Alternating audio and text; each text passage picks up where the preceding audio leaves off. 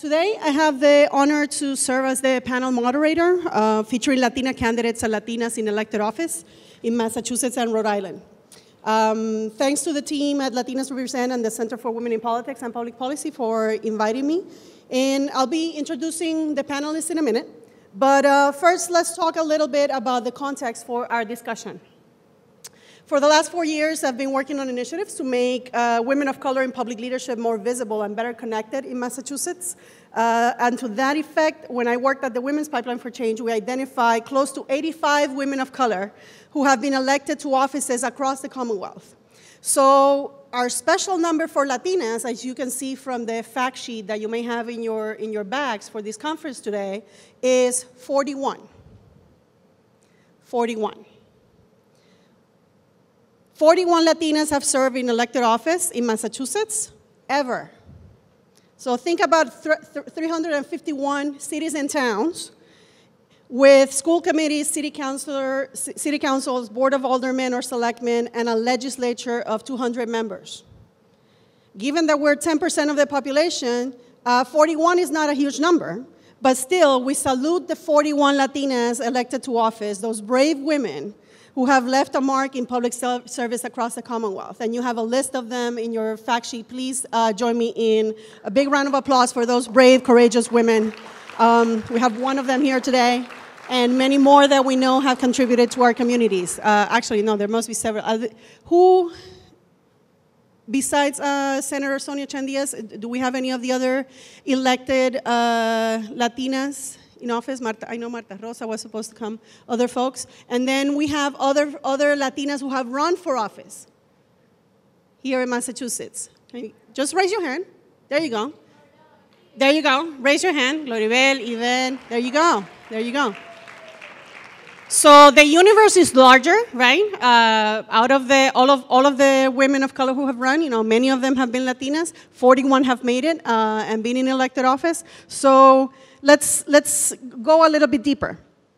Can we have the presentation up? Yeah, thank you.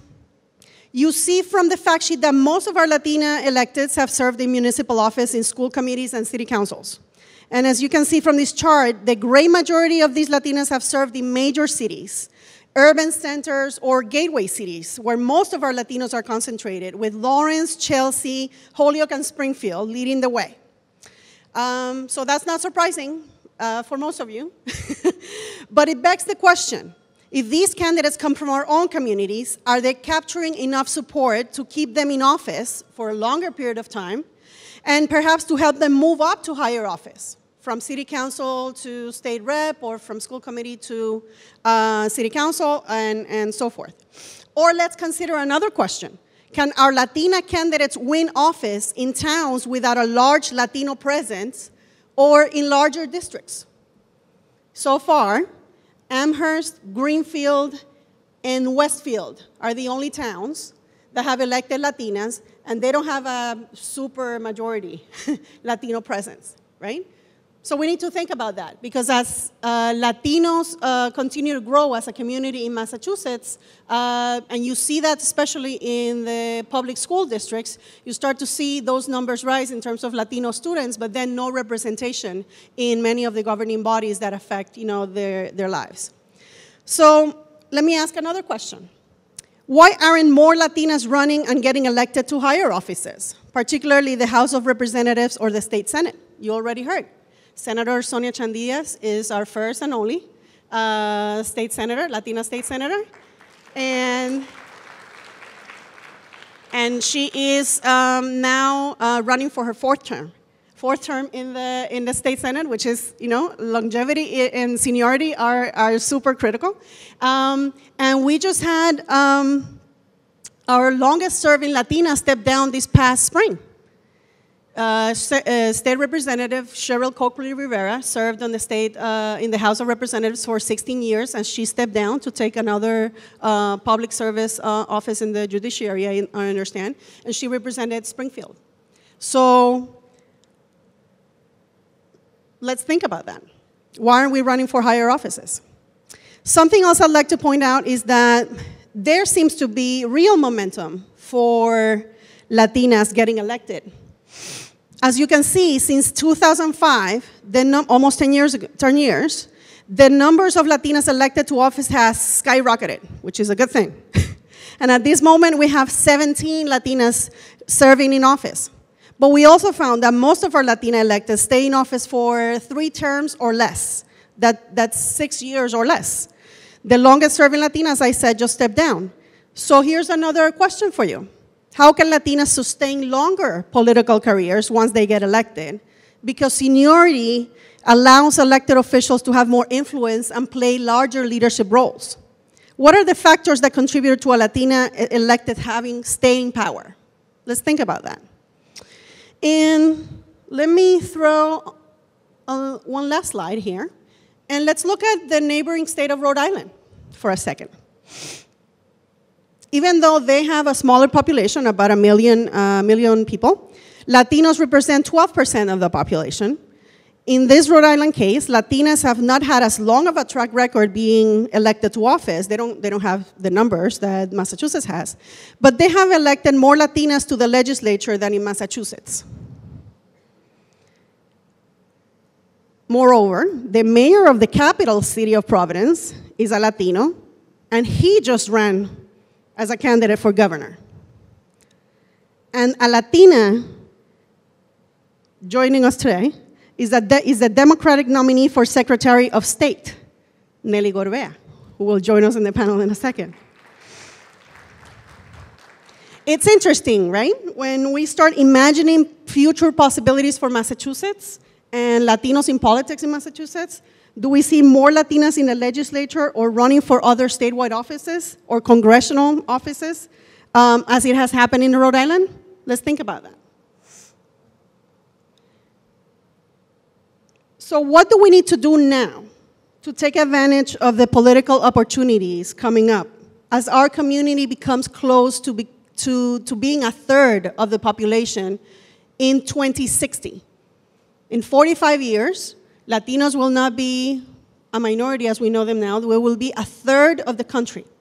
What are the political opportunities that we have now so that we can build the capacity to take advantage of that situation in the future?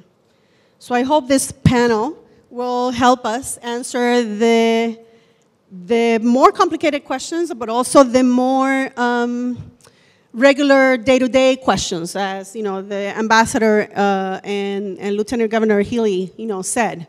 How can we support one another to make sure that we have additional Latinas running for office and winning office and moving up in the political arena? Let me introduce the panelists for today. First, Senator Sonia Chang-Díaz is the Massachusetts State Senator for the 2nd Suffolk District. She is the first Latina elected to the Massachusetts State Senate, serving her 3rd term. She's widely recognized as a strong advocate for public education, core reform, access and opportunities for low-income and immigrant communities, and for those affected by foreclosures, hate crimes, and youth violence.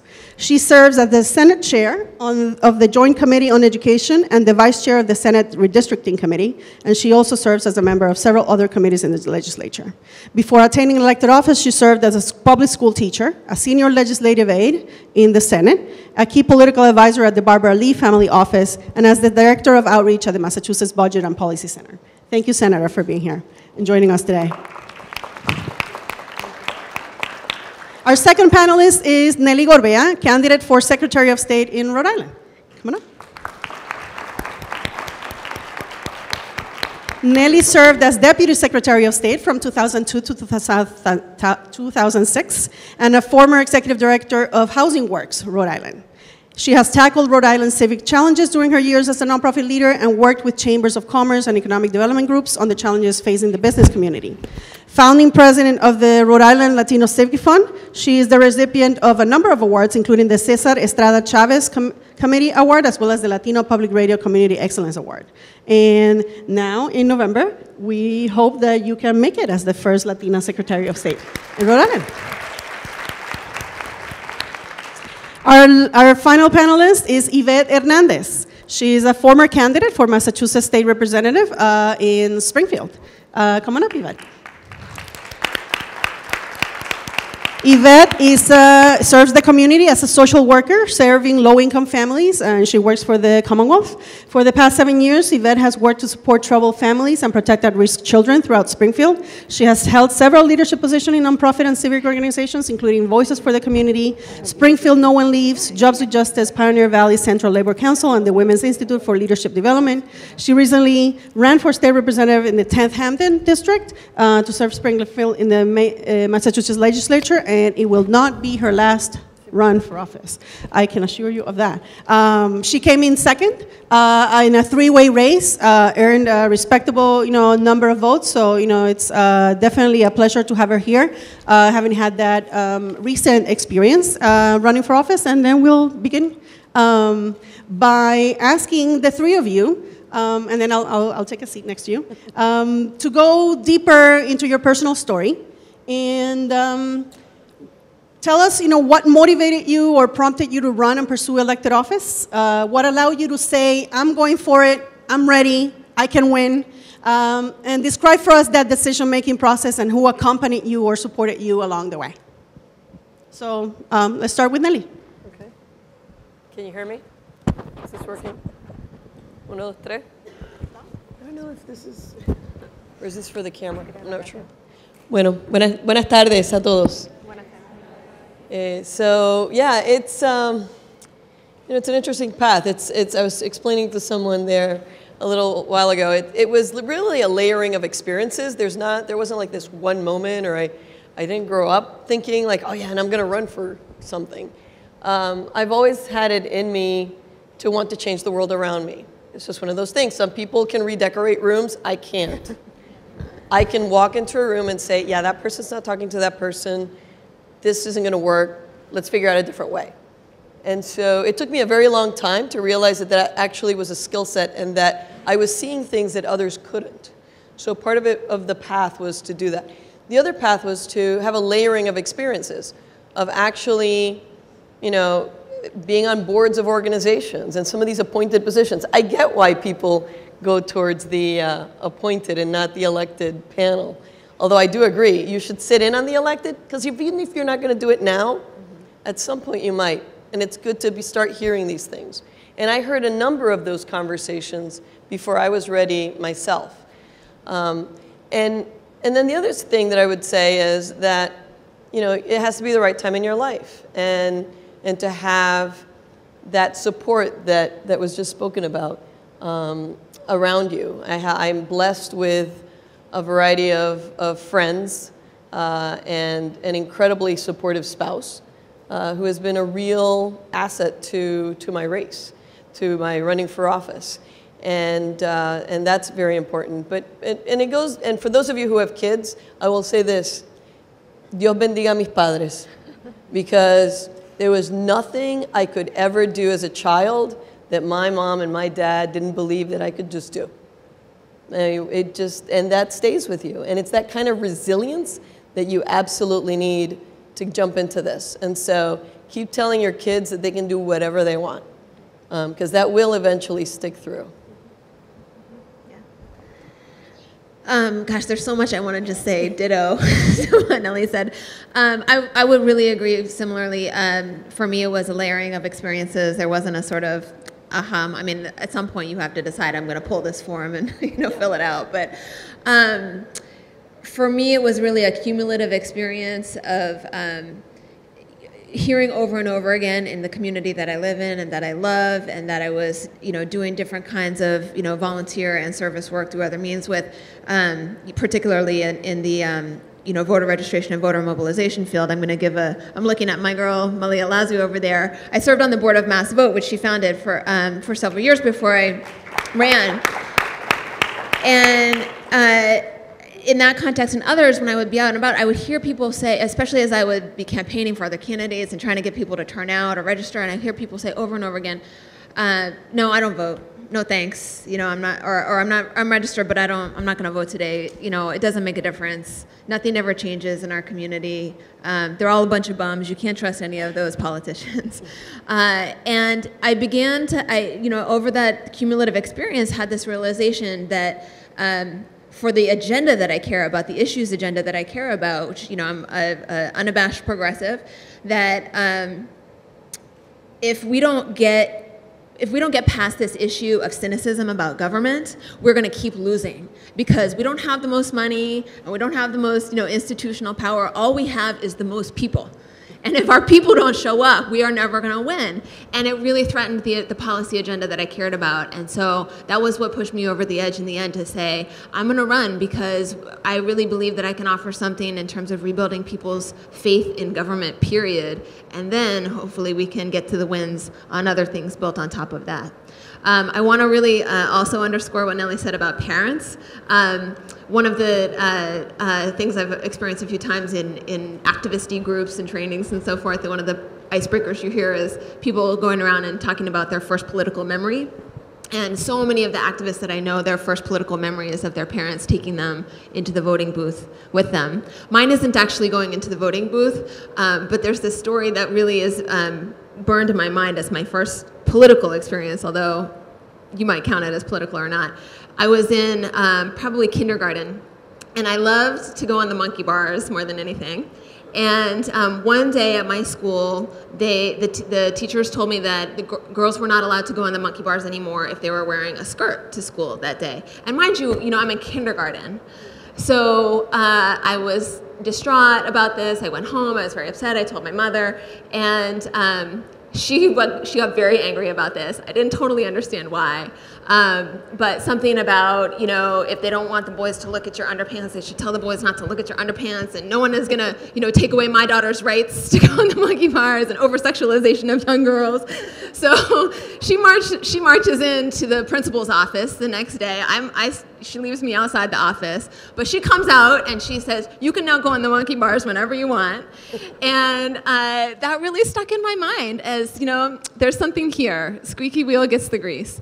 And that was, in a much larger way, my mom is a social worker, and I think there are a lot of kids of social workers who end up in public policy, or social workers themselves, because it's a very politicizing experience watching your parent, or going through this yourself, work to help people over and over and over again, and seeing the families that you serve or that your mother serves hit up against the same barriers again and again and again.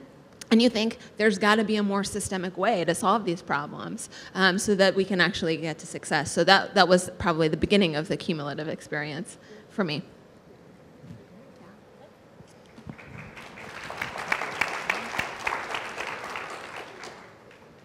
I wanted to share my story.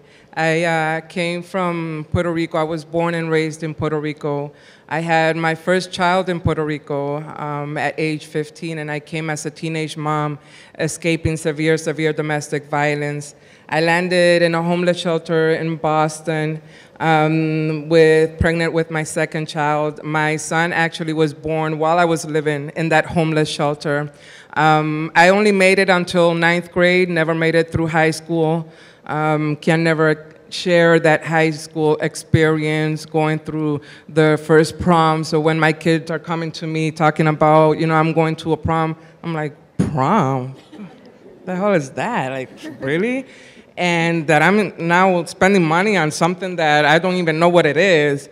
And so during that time in that shelter, it was the staff there that were very, very supportive, that helped me get my GED in Spanish, put my kids in daycare, have access to public transportation, to be able to get where I need to get, to be able to make it, to be able to then move a year later, not 5 years later, but a year later, not living in a hotel, in a room by myself with no support, but living in a shelter where I had the support, where I had that guidance and people telling me this is how you can improve your parenting.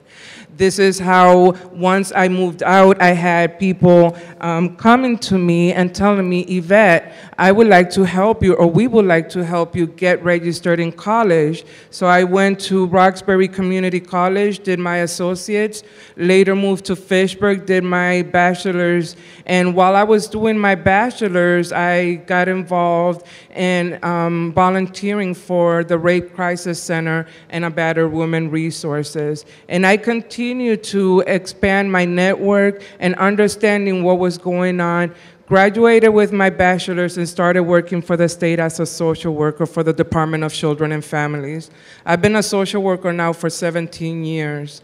During that time, thank you.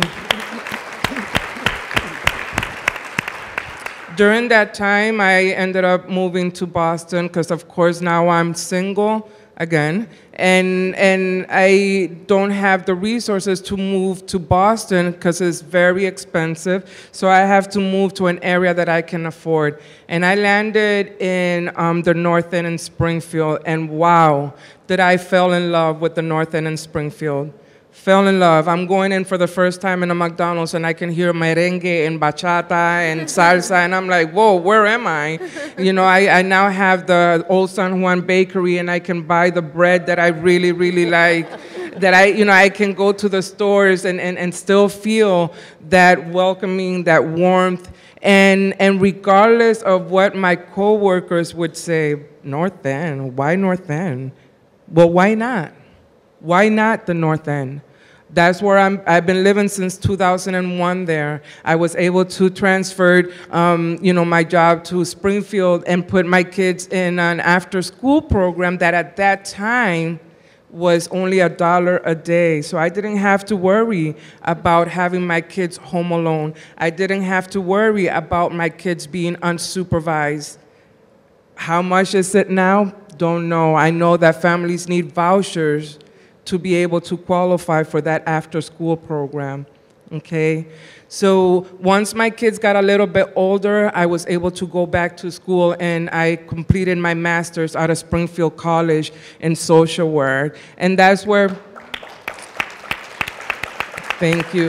And that's where once I was working towards my master's, I became more involved in my community. I became more involved in my union, SEIU 509, and they were the one that encouraged me to expand outside SEIU, to get involved at the Labor Council, where I'm now the executive vice president, thank you.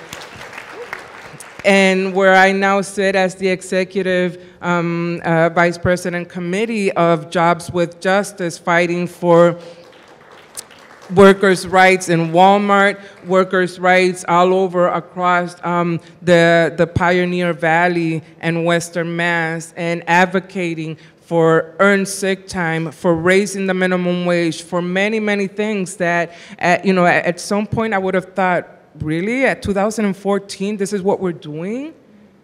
In 2014, that our PCAs have to now fight to have earned sick time, because if they call out sick, they won't get paid. That there's so many injustice that goes on and we're just looking away.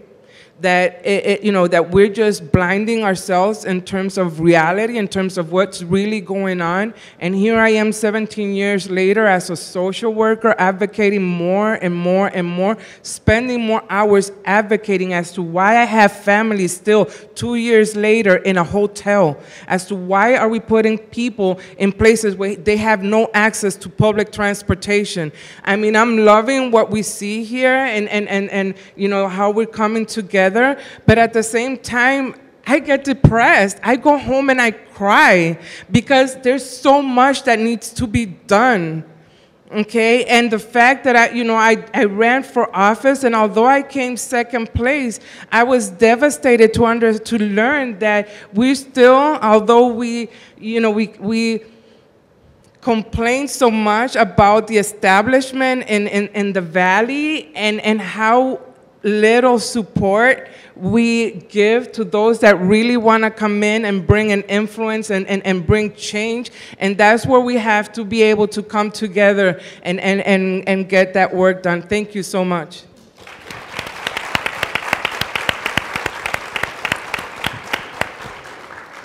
If you ever need a motivation, right? The layering of experiences, as these three, remarkable women have explained, and the examples, given by parents, by friends, and the support given by friends, family, spouses, are critical. But I would like to understand a little bit what your experiences have been on the campaign trail, because definitely it's part of the job and a very, very hard part of a job. You meet a lot of people, you learn about a lot of issues, you meet a lot of different groups and many competing interests, pulling you in different directions.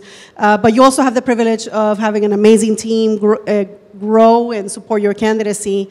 What lessons do you take from the experience of campaigning in particular? And what was or is the most valuable resource that has helped you have a successful campaign? Was it fundraising or your story, your platform that connects with people, your campaign team, endorsements? Tell us a little bit about that experience. And I understand the lapel mics work. Okay, all right. Now? Yeah? Okay. So in my case, it's interesting. I was actually a former Deputy Secretary of State for 4 years. I ran the Secretary of State's office for an excellent Secretary of State, Matt Brown, 2002 to 2006. So part of my journey was to realize I ran the day-to-day of that office for 4 years. Mm-hmm. I can do that job. So what was interesting, I think one of the most interesting lessons has been that there's a difference between statewide office and local office and the expectations that come with each. Now, I knew that coming in. I knew there was a difference. But it was interesting to see people's expectations of you, as in like, so when are we getting together to door knock? It's like, well, I need, over 60,000 votes. I mean, and so, and the importance at a statewide level of fundraising and of building the networks that you need to actually fund those commercials that will enable you to be a competitive statewide candidate. And so I think I had not fully realized that coming into the race, but fortunately had a very good team of people around me who basically said, the minute I said I'm interested in running for Secretary of State, I know I can do this job, my experience points to the fact that I'd be a very good candidate. Oh, okay, you need to get on the phones right now and start asking for money. And this is how we're going to do it. We're going to download your iPhone and we're going to like literally ask everybody you've ever known in your life for money. Thankfully, I had been on a board of a number of organizations, including the Women's Fund of Rhode Island. And we had gone through sessions to ask for money for the organization, not for political candidacy.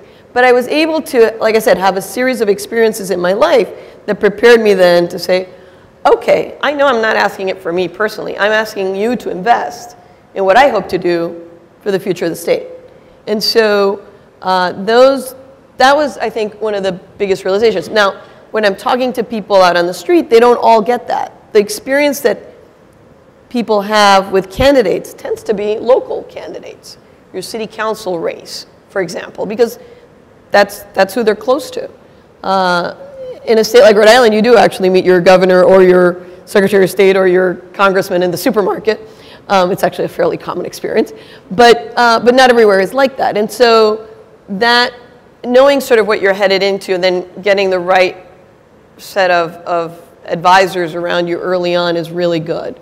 And I think was one of the biggest realizations that I've gone through. So I want to bifurcate my answer, and I think this question is primarily about the campaign trail, right? What prepares you best for the campaign trail? But there's also a little piece about sort of what prepares you well for governing that I'm just going to touch on briefly in case I forget it later, because Tito Jackson, he had to leave, but he asked me to say this, and I really agree with it, so I'm going to be sure to say it, which is that aside from campaigning, right, many women especially just agonize and agonize and agonize over, am I ready to have the job at the end of campaigning, right? Am I ready to govern or to legislate or lead in some way? And let me tell you, if you wait until you think you are ready, you will never do it. And I'm all about planning, right? Get your experience lined up, but mostly that's on the campaign side. If you are here, you are probably qualified to be in elective office, period. Two most important experiences I ever had for governing were waiting tables. And no, for real. And that is a lot about being ready to serve your constituents and do it with a smile, even when they don't always love you. Managing my own household budget. And nobody, my mom always used to say, nobody knows how to stretch a dollar like a poor person, right? And so Latinas bring a special qualification to the table here, statistically. So that's governing. On the campaign side, I'll say experience on other campaigns was really probably the single most important thing for me. And you're lucky because there are other women around you here in this room and out there in the world. So if you're not ready to run yet, get on someone else's campaign as a volunteer, as a staff person, and you will learn the ins and outs of the mechanics and what a strong campaign looks like, what a not strong campaign looks like, just on a day-to-day basis. What's the rhythm of it and the feel of it? Learning how to ask for money. You don't have to raise the most money to win. In my first 2 campaigns, I never did. You just have to raise enough to get your message out. But to know how to have a fundraising conversation, and just that you can do it, and that you're not going to shrivel up and fall into the floor when you ask someone for money. It's really important to just kind of get those experiences under your belt so that you know what you're getting into, and you know when things are going off the rails or never got on the rails in the first place on your campaign. So help out some other women's campaign. And I here just want to close with one of my favorite quotes, which is a Madeleine Albright quote. I think it's her, I'm pretty sure. And she said, "There's a special place in hell for women who don't help other women." So I know none of you will be in that group, but there's a lot you can do. And go to that campaign training, right? Even if you're not ready yet to say, I'm thinking about running for office someday, you might know it in a little corner in the back of your mind. And I know that Ambassador Hunt and everybody really wants you to say it today, but if you're not ready to say it today, I'm going to keep it real and say that's okay, but you can just say, I'm going to this training so I can help other women run. And then you'll have the experience when it's time for you. Ivette, how was your experience campaigning? So my experience was very interesting. I can say that I had a lot of support from my union brothers and labor brothers and sisters. But I was hoping to have a little bit of more support in the community and in other women leaders in the community, and just felt a little bit disappointed that I didn't get that. And during my campaign trail, I'm a social worker and I'm a state employee. So as a state employee, I'm not allowed to ask for any money. I'm not even allowed to say thank you because that's accepting the money. So it's very complicated. They kept me completely, the committee kept me completely away from the finances. We focused on knocking on doors through the entire campaign. We would meet every week, and when I say we, is those that were helping me, identify what the needs were, the numbers, and people that were already experts in campaigning. And we knocked on more than 11,000 doors through that campaign. And even to the very last day, we were at the doors while my opponents were at home and the other one at a poll, just looking at people come in and out. I was still door knocking, making sure that our population and our residents would come out and vote. And so it was a very, very, a different experience for me. I would have never thought that I would be a public speaker. I always thought that I could just go behind closed doors and be quiet and just knock on doors and get people to vote for me. And then they're telling me you have a presentation. What? And then they're telling me you're gonna need to do they're gonna have to question you and do all these things that are very personal. And I'm like, oh my God, now I'm really coming out of my comfort zone and my putting myself out there in public, and now I'm knocking on doors, and when people open the door, they're like, oh, Ivette. I'm like, not used to people already knowing my face at the first try, but it was very interesting. It was fun at the same time. We tried as much as we could to make it fun. And you know, even with all the barriers, I still made it second place with somebody who's already a city, a city councilman, and he made it the third place. So I felt that we were almost there. And it was a great, great, great campaign. I mean, people were calling people that were helping me to get them to, campaign for them and help them. And so that made me feel good, made me feel that I had the right people sitting on my table. And that makes a huge difference, that when people are putting you down, you can come and vent behind closed door, and they can lift you up again, and you can move on and keep going for the things that you believe in, and stay strong in my values, that I'm not going to be sold out for anything. You're not going to give me money and think that I'm going to oppress the people that I want to advocate for. It's not going to happen. Thank you. So Ivette, can you, and then I'll go to Nellie and to the Senator last. What can you tell me about the type of impact that your candidacy has had on the Latino community in Springfield? What do you think your candidacy has meant? How do you think people realize, their own power through your candidacy? And I will ask the same question for Nellie. For me, I was not known as much as I am known now. And I went from deciding to run in April to almost everybody knowing me by September. So, just knocking on doors and people knowing. And then also being able to change the type of conversations that we're having at a level where people are now running for office. If you're going to be running for office, there's certain things that need to be addressed and certain conversations that need to take place. And I'm hoping that I did that through my campaign, that that I can continue to be the voice of those that don't have a voice, and that we can continue to influence those conversations so that those difficult conversations can continue to take place. And I'm hoping that as a woman, that somebody that came here with nothing, that I can continue to have that kind of inspiration for others to continue to get involved. Nellie, the 2014 is like the year for Latinos running for office in Rhode Island. So, but in particular for your candidacy, what has that meant, for the Latino community? What impact has your candidacy had in the community? I think, and I'm still, it's all very, it's hard to talk about some of these experiences when you're living through them. You need almost like a little bit more distance. So I'm still struggling to describe some of it, but. I was not supposed to win. And in fact, one of the most amusing things about my race was that for days after I won, as wonderful as that night was, it was astonishing to me how many people came up to me and said, wow, you actually did it. Part of it was that I was running against a guy from a very old Newport, Rhode Island family who was outspent me more than 2 times what I had to spend. And so it was probably good that I didn't realize how many people actually didn't think I was going to win. I felt I was connecting with people. I could feel the energy in the community, not just the Latino community, but just throughout the state.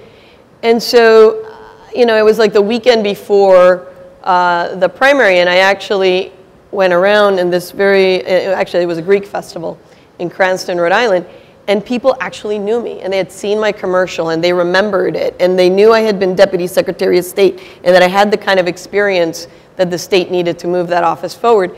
And that's when I kind of allowed myself a little bit sort of to cautiously, optimistically think that I would actually do this.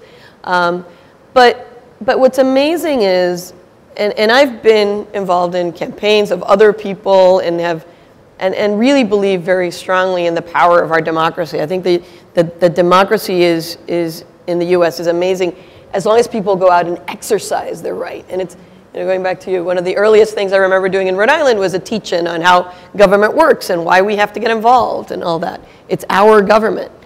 And so to be that vehicle or that vessel, if you will, where people's hopes of a better future you end up carrying those with you. So I had people come up to me and say, wow, I actually saw the system work because you weren't supposed to win and you won.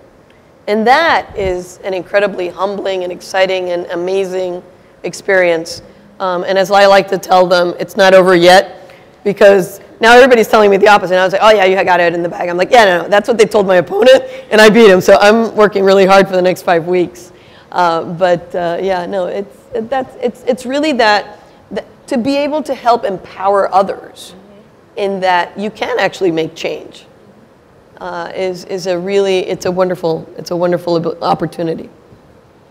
So, Senator, now that you have been in office for 3 terms, going on your 4th, and you have the advantage of having a little bit of distance from the first time that you won, what kind of impact do you feel you've had on the community, on the Latino community, in terms of the policies you have championed, or the bully pulpit you have been able to use? You know, what kind of positive impact have you had on the community, you know, in these 3 terms, serving as state senator?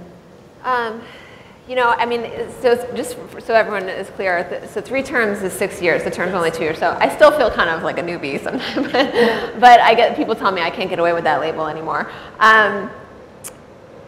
I here would echo something that Lieutenant Governor Healy said in her introductory remarks about it's worth it.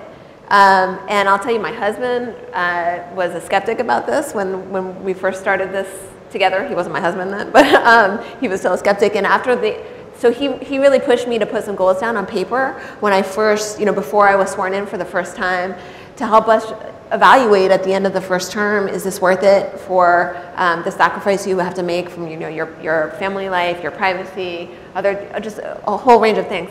And at the end of that first term, he was really, we kind of looked at the goals and what did we get done in the first term, and he was blown away. I wasn't quite as surprised because I have, I knew what I was getting into when I ran for this job. But 6 years in, I'm really delighted to be able to say with a totally straight face that I love my job, and you don't win every fight. You don't win every fight, but you win enough, in my experience, to make it worthwhile being in the ring. And I could rattle off, several. I mean, I made some notes, right, to prepare for this. Most probably relevant for this group, just in the past session, we passed a redistricting map for the state of Massachusetts that fully doubled the number of so-called majority-minority seats in the House, and increased by 50% the number of majority-minority seats in the Senate, which is not to say that candidates of color need to only restrict themselves to those districts, but that's a huge opportunity that is now on the table for communities of color to grab onto to increase our numbers in state government.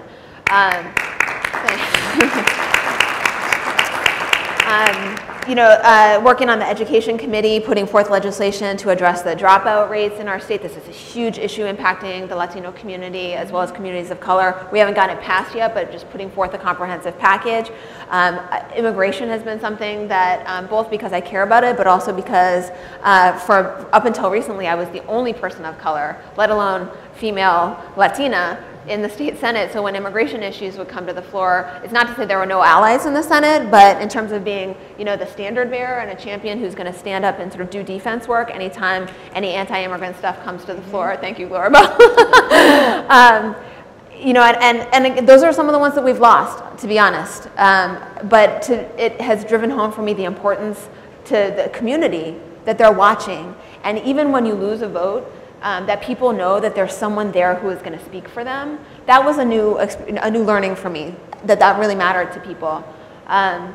So even in the losses, there's value. So I could go off and rattle off more bills, but I think you get my point that it's worth it. The last thing I'll say is again, another underscore of just the way that I've had moments where I can glimpse having changed the way that people think about themselves relative to government. In some cases, that's just something really simple, but that was meaningful for a person, a constituent that I ran into, and this has happened a few times, who said, I wrote into you, you know, about early intervention services, my son has developmental disability, or whatever the issue, right? And they say, you wrote me back, I got a letter back from you. And I was sort of surprised by that.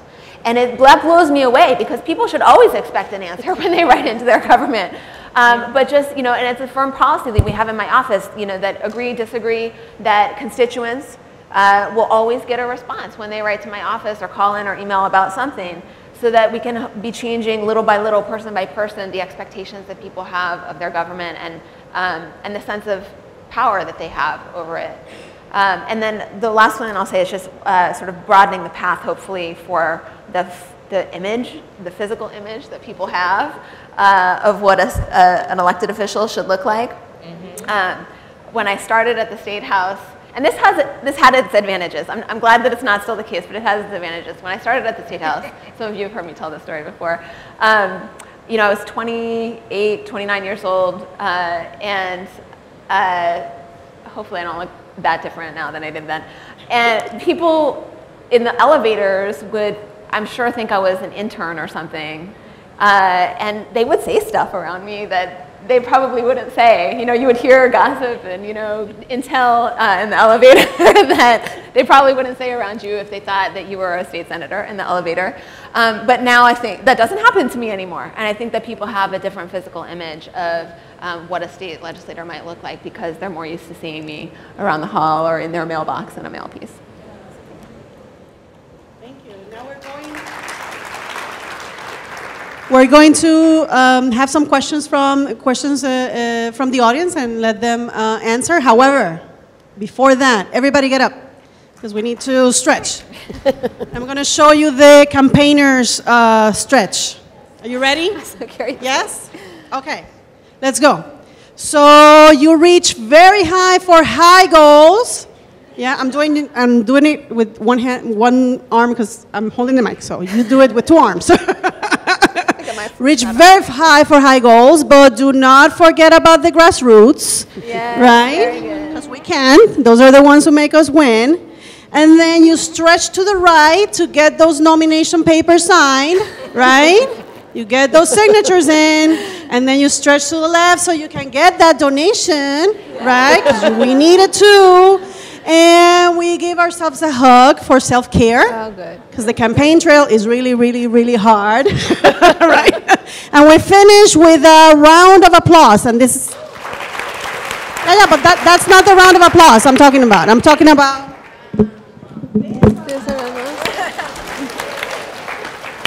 And that's the round of applause for victory. Ready? Woohoo! So now, who would like to ask questions to the three candidates and elected officials that we have here? Go ahead. Do we have mics on the floor? You have people behind you.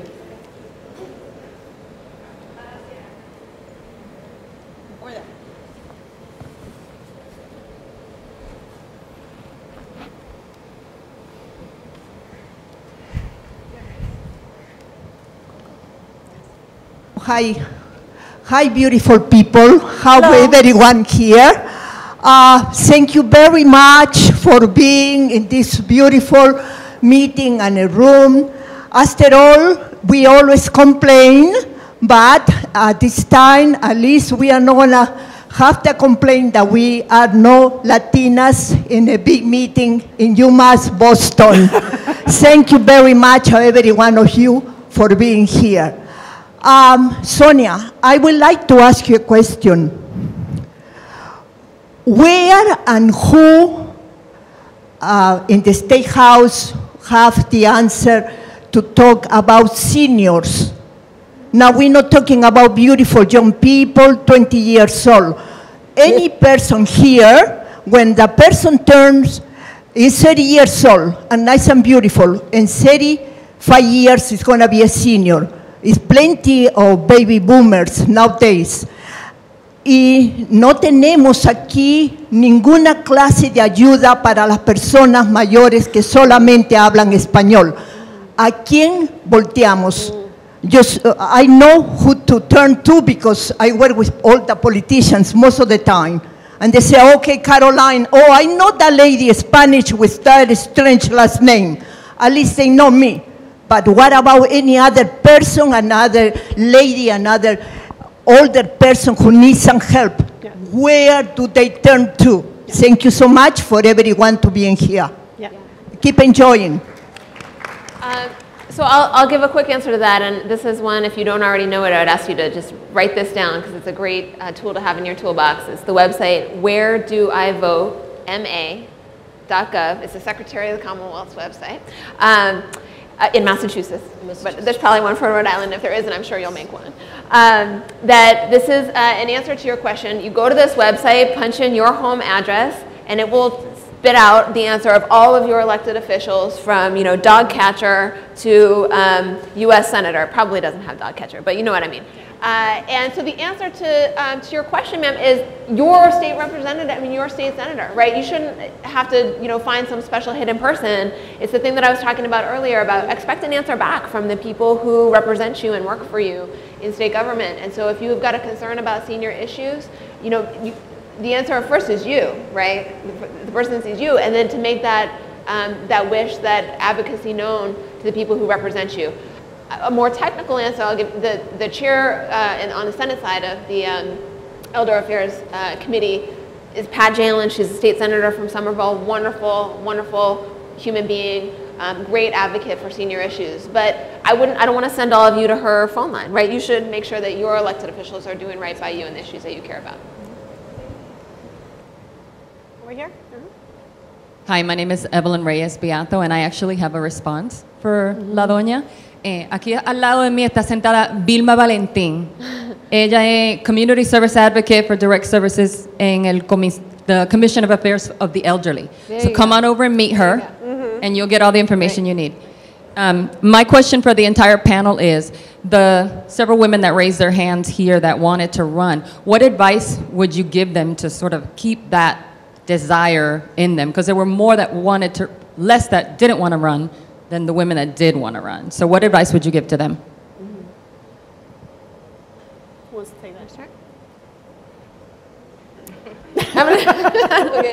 Okay. I think to get the fire going. Yeah, no. To keep it going, celebrate your victories. A lot of times we pound ourselves over all the things we haven't accomplished, and I think as women, we tend to stretch ourselves rather thin because we're trying to please everybody. Celebrate the victories. You're on a board, you do a fundraiser, it's successful. That's pretty cool. You're having an impact. And it's through those smaller activities that you get, it's really daunting to sort of think that you're going to somehow run for statewide office like I did. I couldn't 10 years ago even, forget it, 5 years ago, thought that I was actually going to be where I am today. It was a series of smaller steps that both make it manageable and also fuel you and help you build that support network that you need to do the bigger task in the end. So, and I think, just exercising, that power that we all have in us to speak all the time and to express your opinion. Running for office is all about resilience. So, don't listen to that voice in your head. It actually is right. Yeah. So I'm going to give an answer that I think is probably the opposite of what you're looking for, Evelyn. But someone once said to me when I was thinking about running, I don't know any woman at least, this is what she said to me, who has thought about running, who didn't then do it. And that was a sort of a real whoa moment for me. It sort of gave me permission to pull the trigger in the end on doing it. It sort of legitimized, right, if you're thinking you got to listen to that voice. But I think the flip side of that is that if you don't want it enough, that you keep thinking about it, even if it's just quietly and you don't articulate it to other people and you don't sign up for the workshop, but if it keeps there in your mind, then you got to listen to the voice, and it's the right decision. You have something to offer. But I want to be frank with you guys. Running for office is right up there with teaching 8th grade, the hardest thing that I have ever done. It's harder than governing. maybe parenting is right up there. But it's really hard, and it's not for everyone. It's also a blessing. I would never trade that experience. I know my community on a level that I would never have known it had I not chosen to run. But it's not for everyone. You have to have a thick skin. You have to learn how to take a hit. You got to learn how to ask people for money. You got to talk to strangers, invasion of your privacy, blah, blah, blah, all these things. So there are other ways to change the world, you know, and if running for office isn't the one that you choose another. You know, listen to your voice, nurture that flame. But you got to want it bad in order to go through the emotional roller coaster of running for office. So I would say listen to your voice inside your head in either case. And then lastly, just on a practical note, I'd say if you do hear that voice keep saying, I think I want to do this, I think I want to do this, start planning financially for yourself now, because it is very difficult on your personal finances to run for office also. And that's one of the best learnings I had between my first and second campaign, is I had to really be practical and think in advance about how am I going to sock away some money so that I can afford to do this a second time. I would say, you know, try it, and there's no barriers other than the barriers that we put on ourselves. We can overcome anything, and I always put that in my head, that if I'm going to be complaining about what's going on in my community and don't take actions, then I shouldn't be complaining. Because then I'm going to be just part of the establishment and part of the same people that keep doing the things repeatedly and not take actions. And that's what I keep telling, like, you know, the people that I talk to and those, everybody around me. And, you know, just like everything, you know, if you take practice and practice and practice, you will be able to do it. And this is something that it's very rewarding, whether you win or do not win, but at least you make some sort of influence in the community, especially where you've been knocking on so many doors. And when I lost, the first thing I did is started calling people up. I started calling leaders. What do you want me to do? What do you want me to volunteer? What do you want me to show my face? What do you want me to, like, what is it that I'm lacking that I didn't do and now I want to do? Okay, so it's just something that I'm gonna continue, because it's a passion that I have, and it's something that I believe that something needs to change, and we're desperately needing change right now, right now. And if it starts with one person, and then it just has a trickle-down effect, it has a domino effect to the rest of you know, the community. I didn't know anything about politics. I didn't know anything about civics. It's now about to us that are very well informed, to make sure that we informed others so that they can take a stand. Ileana, One more question? I just want to add one thing. There is no one path, though. There's some certain elements that you need to have, like having savings, but there's not one path. That's why I say listen to the voices in your head, because, you know, I ran for statewide office. I never held local office. Some people said that was crazy. You know, so things like that. I mean, you need to figure out what it makes sense for you. And if you do feel that, then just exercise it. Do it. We have 2 more questions. Nina first. Yes. And then we end with great. So I'm Nina Estrella Luna. You know how sometimes somebody tells you something that kind of bothers you and you come up with a comeback like 2 days later? Yep. Sure. So there's a claim, there's a statement that I've heard in a number of campaigns, one that I was blessed or traumatized to be a part of, and others that I've observed, and even in my participatory action research projects that are not about politics, I've heard this over and over and over again. I'm assuming you've experienced this too. This statement, it's not your time yet. So how do you respond to that? I've heard that over and over, and it's not your time yet. How would you, what's the right way to come back on that? Or what, in your experience, is a good way to come back on that? Win. Yeah. Win. Win. I mean, really, it's sort of a cliche, but winning is the best revenge. You know? It really is. Seriously. So, you know, turn it into fuel to knock on the next door. Yep. Yeah, totally. Absolutely. You want to say anything else, Yvette? I mean, you know, and even if you don't win, to at least be able to make a difference, make an influence, and continue to knock on those doors, to continue to make a difference, to continue to do what you have to do. And people will be like, look at her, who does she think she is? Oh my God, like, look at her going. And like I told, you know, the people that were around me, I feel like I'm still running. Every day I wake up and I'm feeling like I'm still running, every day. They put me on go, they put some fuel, they inject some gas in there, and I'm still going. And I'm not gonna stop until I see the change. You know, yeah, I mean, I think, again, the structures that we're participating in are very clearly not made for a wide variety of people. And it's funny, I had this one moment during August. Now we have a September 9th primary and then a November 4th general election. And I had just gotten into bed, I'm completely exhausted, and suddenly, and I have 3 young girls, ages 11, 8, and 4. And so I'm in bed and I think, oh my gosh, school. And they go to private school, so it's like, it has uniforms and textbooks and stuff. I'm thinking, like, I'm having, who designed this to have a primary at the beginning of September? Like, seriously, like, who thought of this? Because any caregiver who tends to be, we all tend to be the women, caregivers, like, would think, no, let's hold this at another time of the year.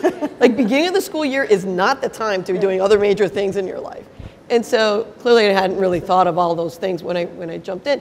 But so these are not structures that are meant for us. And so if it doesn't feel natural and it doesn't feel like, you're gonna get a lot of like, when it's not your time yet, forget it.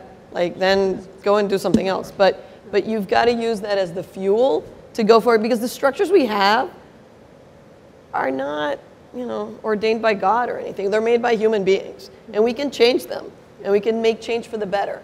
And I've had the privilege of being involved in both community activities and public sector activities that have literally changed lives for people. And I think that's part of what helps us all keep going. And I also want to give a brief shout out to my Rhode Islander here, Delia Rodriguez Maswan, who ran early on.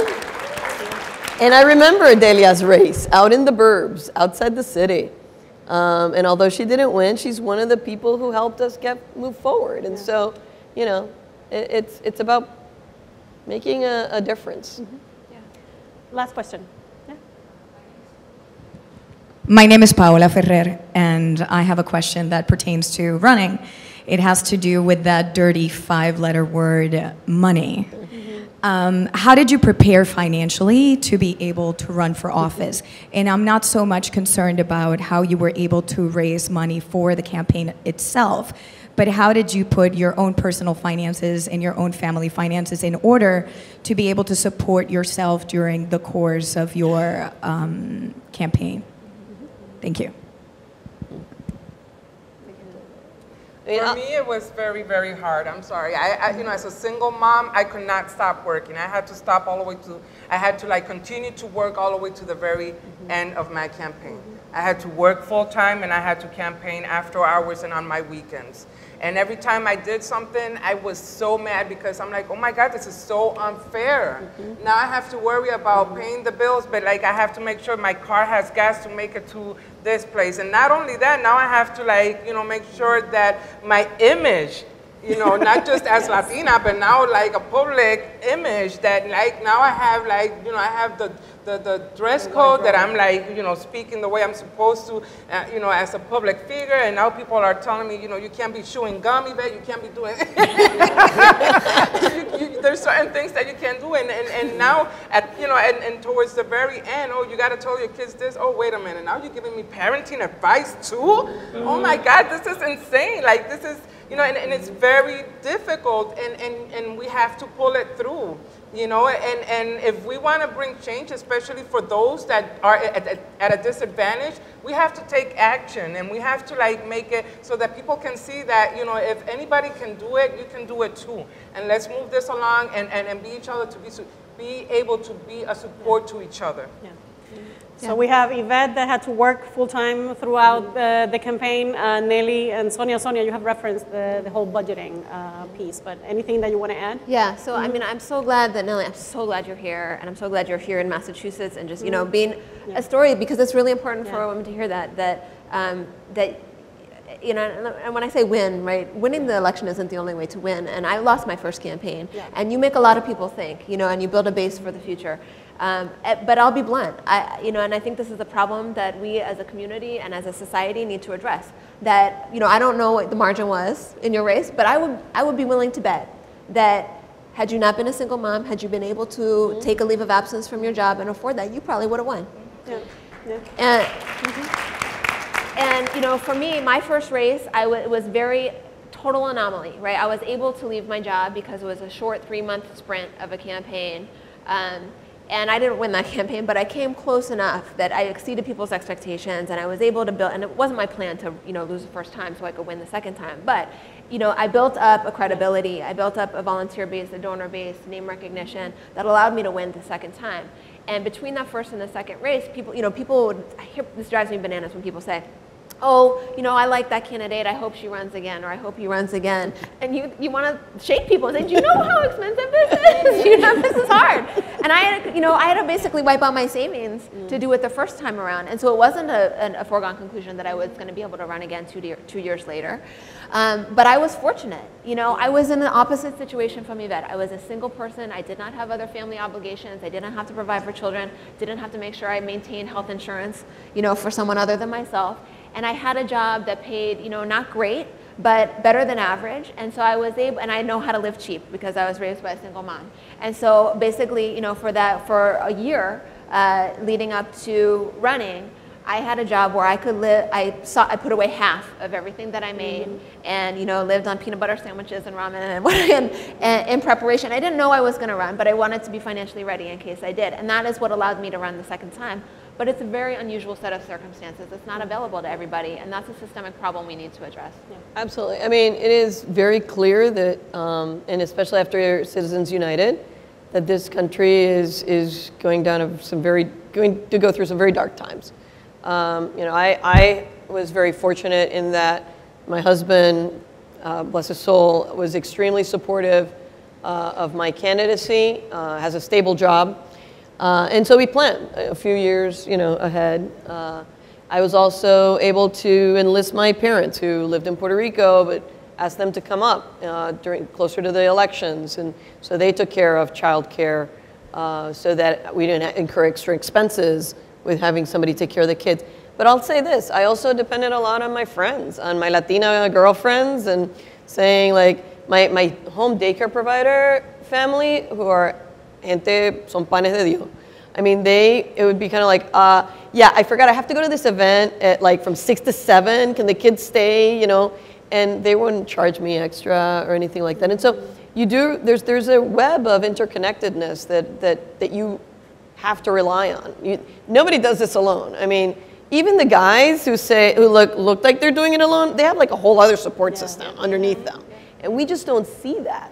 We feel it because we're very aware of, like, how am I going to get it all done?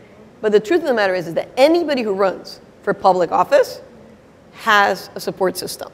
And the question is, how do you prepare yourself financially? I mean, if you're young enough and you're able to go into investment banking or something and sock up like a gazillion dollars, it will definitely help you in the end. But it's not the end all and be all. So you know, just know, eyes wide open, that it's going to take a significant you know, toll on your financial and personal wherewithal. And you also want to have a financial history that's transparent and credible enough that when you get into this spotlight, suddenly it's like, ooh, like we didn't know that she couldn't manage her own pocketbook or whatever. And then that all comes out and it's kind of ugly and messy.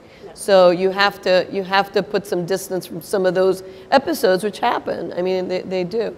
So it definitely, every situation is going to be different. Again, it shouldn't stop you from running. It's just one more factor into the mix.